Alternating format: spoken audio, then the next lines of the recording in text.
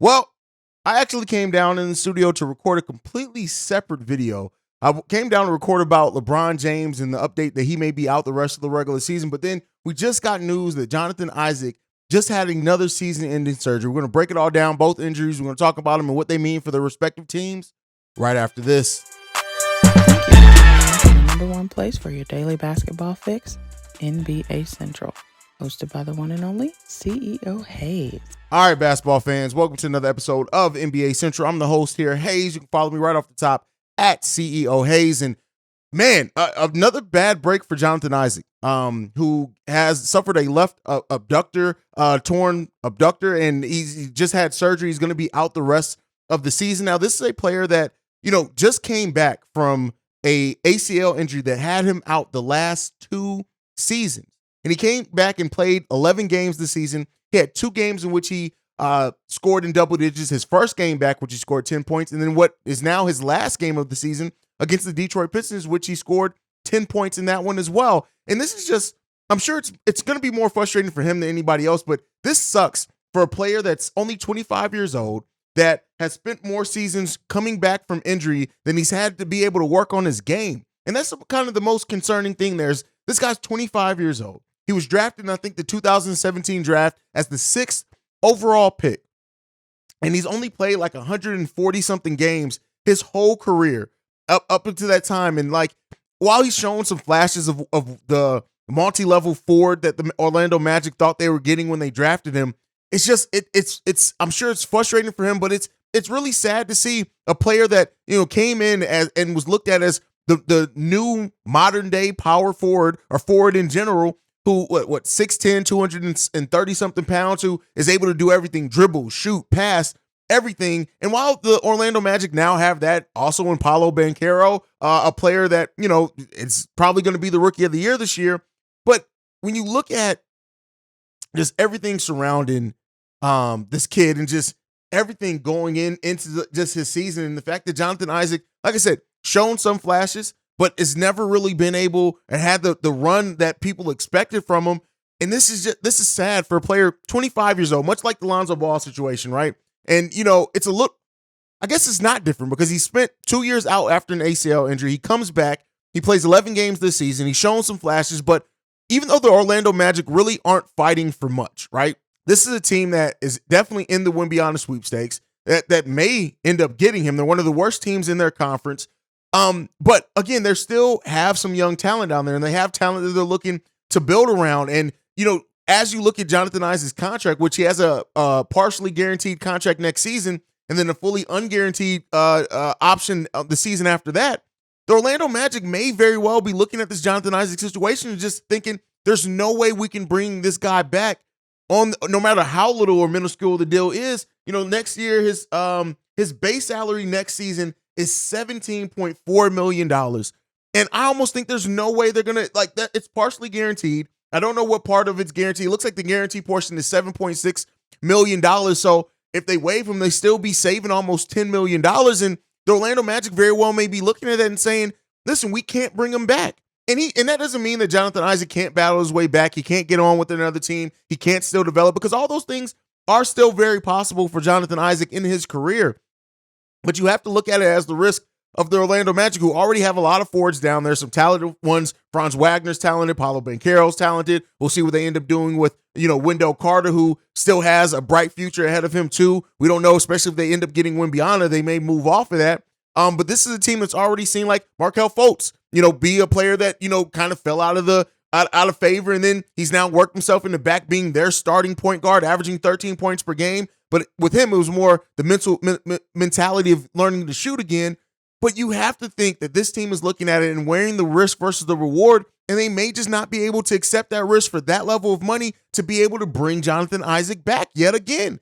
And if that's the case, it's unfortunate. And like I said, he's going to have, it's 25 years old. There's high probability somebody's still going to give him an opportunity, but he's going to have to battle his way back and to prove that he can stay healthy before anybody probably invests anything meaningful into Johnathan Issac. And it's just unfortunate, man. And it sucks to see these young guys like him and Lonzo just lose so much time. As you guys know, I'm a Bulls fan, lose so much time to just injury and battling back from that. And in a time where he should have been able to work on and refine his game, he just has not been able to do that because of injury. So this definitely sucks for Johnathan Issac. It sucks for the Orlando Magic. It sucks for his family, any fans of him. But man, that's just crazy, man. And like I said, I initially came down here to record a video on LeBron and what the Lakers have to do now without him, and we'll get into that. But it's unfortunate. And the Orlando Magic, still have a ton of young, talented players down there that they can build on. Bol still down there. Paolo Banchero, Wendell Carter, Mo and Franz Wagner is still there. So they still have young, talented players down there. So the future is still bright. And even though they're not really fighting for anything this season, but it just sucks, man. But let's move in to what I actually came down here to record about, and that's LeBron James. So it came out that he is expected to be reevaluated in 3 weeks with that injury that he was initially announced too long ago that he was going to be reevaluated in 2 weeks. Now that gets extended. And the thing that's so key on that was a couple of things. A, there's only like a little over 5 weeks left in this season overall, right? So that means that you're now without LeBron for the majority of the rest of the season. The Lakers, who were trying to do that push for the play-in with all the improvements that Rob Pelinka made to this roster, and now you're looking at this team that now has to, without LeBron, but AD, who's always listed as day-to-day though, but if AD can stay healthy and stay on the court, this team is going to have to make their push for a play-in without LeBron James. Now, what this does offer is Rob Pelinka an extended chance to look at the players that he did bring in. We know the Lakers, they always want to be as close to contention as what they can be. And so this allows them to really take a look and evaluate the young players and see who's going to step up in a role in the absence of LeBron James. So you got players who are going to have to take on larger roles than what you initially expected when you built this roster. AD is going to have to stay healthy. But when you look at like this and the opportunity it presents for a player like a Roy Hachimura, a player like Jared Vanderbilt, who's just a solid defensive player, Malik Beasley, who shined some, even, Troy Brown Jr., who has the occasional big game and stuff. D'Angelo Russell also is listed as out, but the Lakers have cap space this upcoming season. They have cap space that it's rumored that they're going to go after Kyrie Irving for. And if they're able to add Kyrie Irving to Anthony Davis, to LeBron James, with Jared Vanderbilt there, Rui Hachimura if he stays there, Austin Reeves, who's flashed some talent and some skills, that gets probably the Lakers as close to where they want to be as possible. But, and if I'm Rob Pelinka, I'm looking at this opportunity like, all right, who's going to show me something for this push to the play-in? Well, I don't think anybody that thinks that the Lakers have a championship ceiling, even if LeBron was fully healthy. So this season always was kind of about evaluation, but Rob Pelinka did the job to turn this team around and the outlook of this team around as well. And they're now going to have to do that push without LeBron James. And that kind of just is what it is. This is the NBA. Next man up mentality. You always have to do something. And, that opportunity that it offers you to look at those players is cool. But to get back to the LeBron part of it, it's a tendon injury in his right foot. And while nothing's been said about this, I'm not here. I'm not a doctor. I'm not here to give anything. What is the long-term prognosis of that, right? Is there a chance that this could be something now that hurts LeBron or causes some issues for the foreseeable future? And I mean, past just this season. Now, again, could be that he makes a complete return. He comes back by the play-in. The Lakers go on a run. They maybe win the play-in tournament and come out, whatever it is, right? But if you're Rob Pelinka and you're looking at this team, and we already know you have to build this team without necessarily thinking that you're going to have LeBron for, the whole time. We don't know what LeBron's going to do. He may eventually leave, go play with the son, whatever the rumors are. He's also an older player. You have to build this, and that is one of the things that Rob Pelinka did do. Add some nice, talented, fairly young players to the core of Anthony Davis, LeBron James, and then, like I said, you can go out this offseason and sign a big player with the cap space that the Lakers have coming up.